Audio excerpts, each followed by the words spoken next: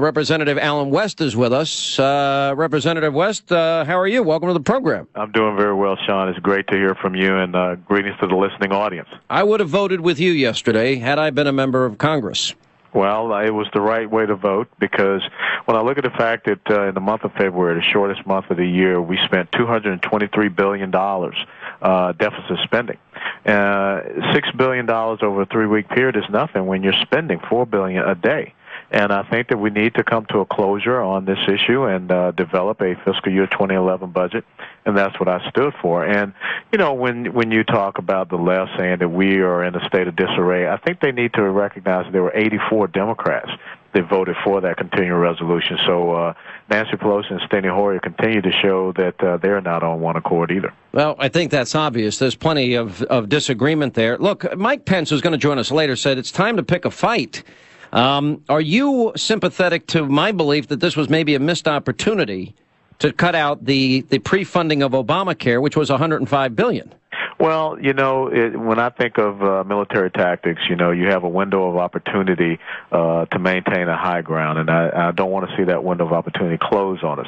So I think that this would have been a great opportunity, not just for Obamacare, but for many other things, especially coming on the heels of the GAO report, the 345-page report that said there's $100 to $200 billion worth of duplicative programs out there in the federal government.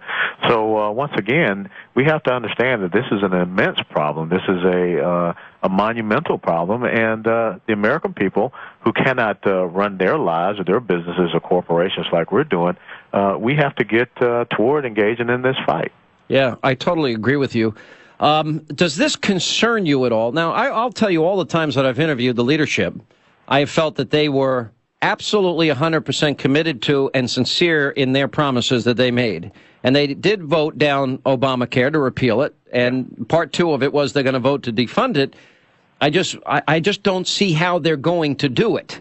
Has an explanation been given to you how that's going to happen?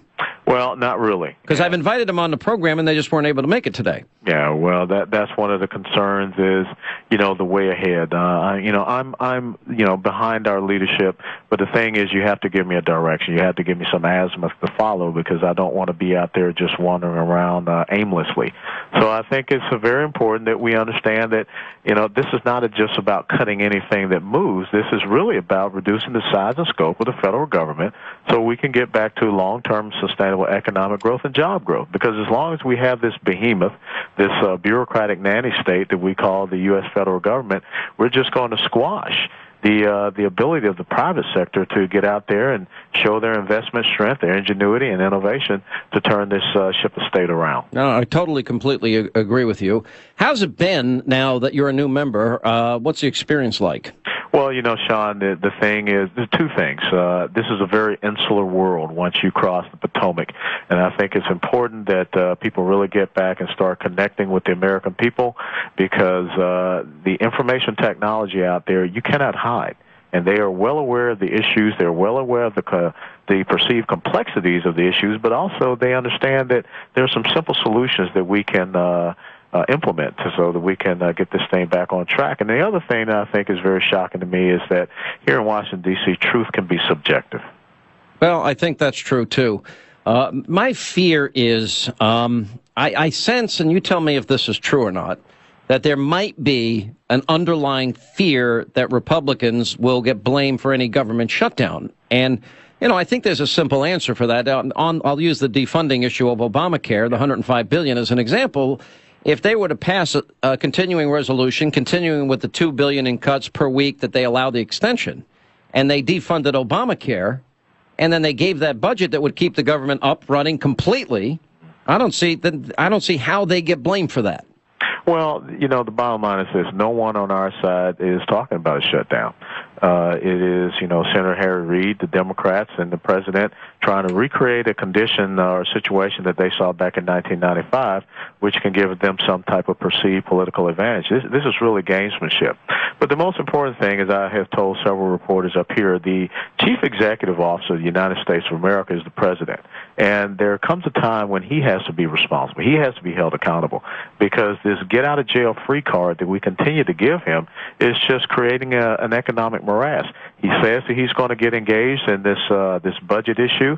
He appoints Vice President Joe Biden to sit down for talks. And he leaves town. And he leaves the country. Yeah. So, I mean, that does not show any seriousness whatsoever. By the way, are you going to Rio with the president this weekend? No, tonight I'm flying back down to my district. Tomorrow, I get started with some events in the district, and Sunday I got a 60-mile motorcycle ride for the Chris Everett Children's Charity Hospital. Are you going? You're going on what kind of motorcycle you got? Let me guess, a Harley. No, I have a. This is where I kind of get in trouble with some of my friends, but I have a Honda 1800. A Honda? What? That's not a motorcycle. Hey, let me tell you something, Sean. You look it up. My VTX 1800R is the retro cruiser.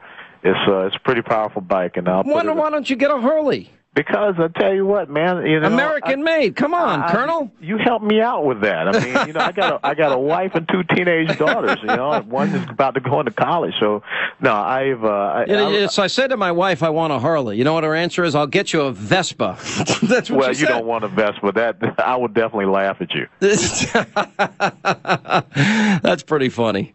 What do you think of Obama and his detachment on Libya? Is the detachment on the budget that as you just pointed out, is detachment on playing golf and Rio and vacations and brackets, and I just can't even believe it. Well, we have a president that is not engaged whatsoever.